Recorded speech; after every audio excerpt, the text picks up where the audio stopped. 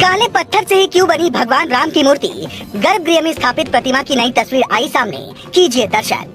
51 inch की क्यों प्रतिमा, 41, 21 या 21 इंच क्यों नहीं? 5 साल के बालक की मूर्ति बनाने का भी खुल गया रहस्य।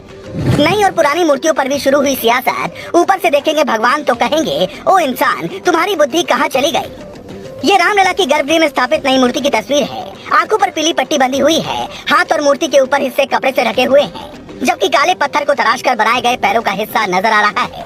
मूर्ति के आसपास हर तरफ काले पत्थर ही दिख रहे हैं, जिसके बाद से हर राम भक्त के मन में ये जानने की इच्छा है कि आखिर काले रंग के पत्थर की ही मूर्ति निर्माण के लिए अरुण योगीराज ने क्यों चुनी। तो इसके पीछे की वजह भी जान लीजिए। फिर ये भी बताते हैं कि 5 साल की बालक की मूर्ति और 51 इंच की ही मूर्ति बनाने का रहस्य क्या है।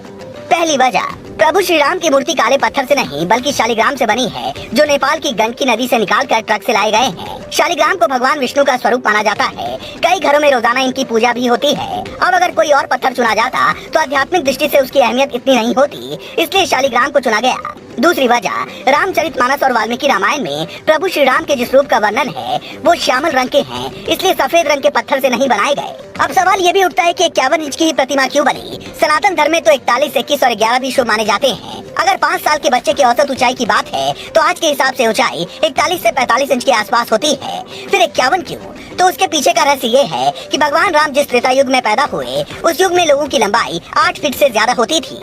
एक 5 साल के बच्चे की औसत लंबाई तब 51 इंच के आसपास होती थी और 51 सनातन धर्म में शुभ भी माना जाता है, इसलिए 51 इंच की लंबाई रखी गई। अब एक सवाल ये भी है कि आखिर मूर्ति 5 साल के बच्चे की ही क्यों, 4, 6 या 8 की क्यों नहीं? तो इसके पीछे की वजह है वो चौपाई, जिसमें राम भक्त काकभूषुंडी गुरूर जी से कहते हैं, मैं अयोध्यापुरी जाता हूँ, उनकी बाल लीला देखकर हर्षित होता हूँ। वहाँ जाकर मैं जन्म महोत्सव देखता हूँ और इसके लोभ में 5 साल तक वहीं रहता हूँ। इसके आगे वो कहते हैं, इष्ट देव मम बालक रामा, शोभा बपुष कोटि सतकामा, निज प्रभु बदन निहारी निहारी, लोचन सुफल करऊं उर्गारी। अर्थात बालक रूप ही श्री रामचंद्र मेरे इष्ट देव हैं, जिनके शरीर में अरबों कामदेवों की शोभा है।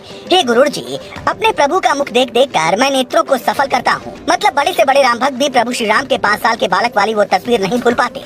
खुद जगत गुरु राम भद्राचार्य ने भी कुछ समय पहले कहा था, मैंने प्रभु श्री राम को देखा, वो नन्हे से बालक हैं, जिसमें साफ पता चलता है कि मंदिर निर्माण से लेकर मूर्तियों के निर्माण तक में आस्था और नियमों का भरपूर ख्याल रखा गया है। हालांकि बावजूद इसके कई लोग इस बात पर सवाल उठा रहे हैं कि पुरानी मूर्ति थी तो नई मूर्ति की क्या जरूरत थी।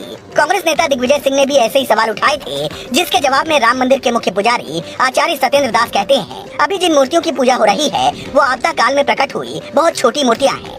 आकार में छोटी होने के कारण जब इन्हें गर्भगृह में स्थापित किया जाएगा तो 20 गज की दूरी से लोग मूर्तियों का दर्शन नहीं कर पाएंगे। इसलिए ट्रस्ट ने यह तय किया है कि मंदिर में पुरानी रामलला की मूर्ति के साथ बड़े आकार की मूर्तियां स्थापित की जाएंगी। जो बड़ी मूर्ति गर्भगृह में लगेगी वो 5 साल के बालक के समान बड़ी होगी, लोग उनके आसानी से दर्शन कर पाएंगे। ऐसे में मूर्ति को लेकर उठ रहे सारे सवालों और उससे जुड़े रहस्यों को जानने के बाद आप क्या कहेंगे, कमेंट कर बताएं। साथ ही ये जानकारी ज्यादा से ज्यादा लोगों तक पहुंचाएं। और रामलला जब 500 सालों की लंबी लड़ाई के बाद गर्भगृह में स्थापित हुए हैं तो कमेंट में जय श्री राम लिखना ना भूलें।